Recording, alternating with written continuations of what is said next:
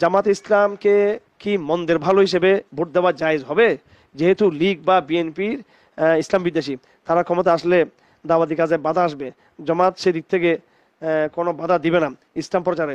যদি জায়েজ না হয় তাহলে মুসলিম হিসেবে আমাদের কোনো কি বসে বসে ভোটের দিন ইয়ে করবেন, তালাওয়াত করবেন, কোনো দিকে যাওয়ার দরকার নেই, গণদিক পথে যাওয়ার দরকার নেই। আর বিএনপিকে বলছেন ঠিক আছে খারাপ, কিন্তু জামাত ইসলামী তো আমেরিকার কাছে রিপোর্ট করে মাঝে মাঝে যে এরা জঙ্গি, আমরা হলাম যে মডার্ন মুসলমান। তো সমস্যা, সব দিকে সমস্যা। আল্লাহ পাক সুবহানাহু ওয়া তাআলা জামাত ইসলামীকে পুরোপুরি সাহাবাওয়ালা মুত্তাকি বানাই দিক।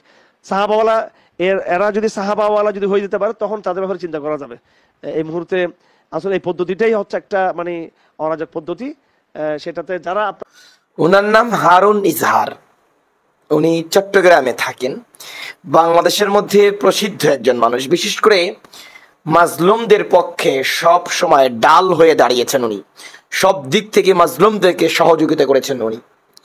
বিশেষ করে যে সমস্ত উলামায়ে কেরামরা কারা জীবন ভোগ করেছেন বিনা দোষে অপবাদমূলক মামলায়, সেই সমস্ত আলেমদের ফ্যামিলিকে দেখভাল করার দায়িত্ব মনে হচ্ছে উনি নিয়েছেন। মাশাআল্লাহ, এটা খুব গর্বের ব্যাপার। এবং এমনকি উলামায়ে কেরামদেরকে জেল থেকে বের করার পিছনে বাংলাদেশের সবচেয়ে বড় ভূমিকা হচ্ছে এই ব্যক্তির। এই জন্য সংক্ষেপে এর পরিচয় আপনাদেরকে আগে দিয়ে দিলাম। কিন্তু বেচারা অন্য দিক থেকে হলেও উপকার করলেও বেচারার আমার যথাসম্ভব মনে হয় এলেম একটু কম আছে। যদিও এটা আমার দ্বারা বলা ঠিক না, এলেম একটু কম আছে। যেই মুহূর্তে বিশ্বের বড় বড় উলামায়ে কেরাম নির্বাচনের পক্ষে ফতোয়া দিয়েছে, সেই মুহূর্তে এই 2-4টা লোক এক গোয়ামি থেকে নির্বাচন বিরোধী ফতোয়া দিয়ে যাবে। এটা অবশ্যই কালের উল্টো, এটা অবশ্যই জোয়ারের উল্টো। তো আশা করছি সাধারণ মানুষের এই জোয়ারের মধ্যে আপনারা ভাটা লাগাবেন না। আপনারা মানহাজি গোষ্ঠী, আমি বিশেষ করে ব্যক্তিগতভাবে ইন্ডিভিজুয়ালি মুফতি হারুন ইজহারকে পছন্দ করি, লেকিন ওনার এই সমস্ত ভাওতাবাজি ফতুয়াকে আমি ঘৃণা করি। আপনি মনে করেন কি আব্দুল মালিক সাহেবের জ্ঞান আপনার চেয়ে কম? আপনি মনে করেন কি জাস্টিস তকি ওসমানের জ্ঞান আপনার চেয়ে কম? আপনি মনে করেন কি বাংলাদেশে নয় সারা বিশ্বে আপনার চেয়ে বড় কোনো আলেম নেই?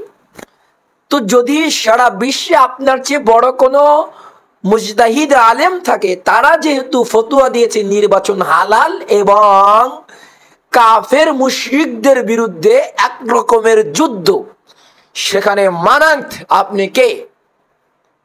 আপনার সেখানে পরিচয় কি?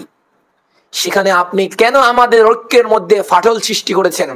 এমন একটি মুহূর্তে আমরা ঐক্য হওয়ার সম্ভাবনাময় স্বপ্ন দেখে যাচ্ছি, যেই মুহূর্তে বাংলাদেশের সাধারণ মানুষ দলে দলে দলে দলে বলা শুরু করেছে, উলামায়ে কেরাম ইত্তাফাকু, তোমরা ঐক্য হও, ঐক্য হও, ঐক্য হও, কারণ সামনে তোমাদেরকে আমরা রাষ্ট্র ব্যবস্থা, রাষ্ট্র ক্ষমতায় দেখতে চাই। অথচ সেখানে আমরা আজকে উলামায়ে কেরাম রাষ্ট্র শাসন, রাষ্ট্র মেরামতের দায়িত্ব গ্রহণ করার জন্য এই গণতান্ত্রিক পদ্ধতির নির্বাচনকে আমরা মন্দের ভালো হিসাবে বেছে নিয়েছি।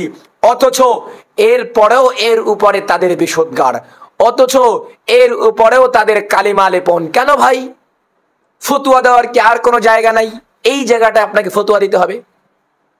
আপনারা জানেন না বৃহত্তম স্বার্থের জন্য ক্ষুদ্রতম স্বার্থ ত্যাগ করা জায়েজ?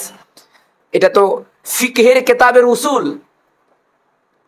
তো সেক্ষেত্রে আমরা যেহেতু মন্দের ভালো হিসাবে নির্বাচনকে গ্রহণ করেছি, আমরা বলি না নির্বাচনই একমাত্র ইসলামী হুকুমত প্রতিষ্ঠার একমাত্র মাধ্যম, এটা আমরা বলি না। আমরা জানি কোনটা ইসলামী, কোনটা ইসলাম প্রতিষ্ঠার মাধ্যম, কোনটা সঠিক মাধ্যম, সেটা আমাদের শেখাতে আসি না, আমরা জানি। কিন্তু আপনাদেরকে এটা জানিয়ে রাখি, এটাকে আমরা লাস্ট সর্বশেষ ইসলাম প্রতিষ্ঠার মাধ্যম হিসেবে ধরি না, বরং এটাকে আমরা একটি মন্দের ভালো হিসাবে, একটি পদ্ধতি হিসাবে নিয়েছি। তারপরেও কেন এটার উপরে বারবার আপনাদের জুলুমি আচরণ আমাকে বলেন? যাই হোক না কেন, হারুন ইজহার সাহেবকে বলবো প্লিজ এই মুহূর্তে, মানে বরিশালের ভাষায় আমাদের বলা হয় কথার মধ্যে বাম হাত দেওয়া, তো এই মুহূর্তে কাজের মধ্যে বাম হাত দিয়েন না। ওলামায়ে কেরাম এক প্ল্যাটফর্মে যাচ্ছে, এই মুহূর্তে আপনারা কাজের মধ্যে বাম হাত দিয়েন না। আপনাদের কাজই হচ্ছে কাজের মধ্যে, মৌলিক কাজের মধ্যে বাম হাত দেওয়া। অন্য সময় ফতোয়া দেন, এখন আপনার ফতোয়া দেওয়ার কোনো প্রয়োজন নাই। স্টপ, এখন একটু থামুন, পরে ফতোয়া দিয়েন। কই কোন এক দল, তারা ইসলাম নামধারী, ইসলাম নাম নিয়ে, ইসলামী দল নাম নিয়ে জাতীয়তাবাদের সাথে ঐক্য হচ্ছে, সে ব্যাপারে তো আপনার ফতোয়া নাই। আমরা ইসলাম প্রতিষ্ঠার উদ্দেশ্যে ইসলামী দলগুলো আকীদা বিভেদ ভুলে গিয়ে একাকার হওয়ার স্বপ্ন বুনছি, আর তখনই আপনার বাম হাত। আশা করি অতি দ্রুত আপনি শুধরে যাবেন। আপনাকে ব্যক্তিগত সম্মান করি, আপনি সম্মানের জায়গায় থাকুন, আপনি এসবের মধ্যে আসিয়েন না। হযরত, ভুল হলে ক্ষমা করবেন। আসসালামু আলাইকুম।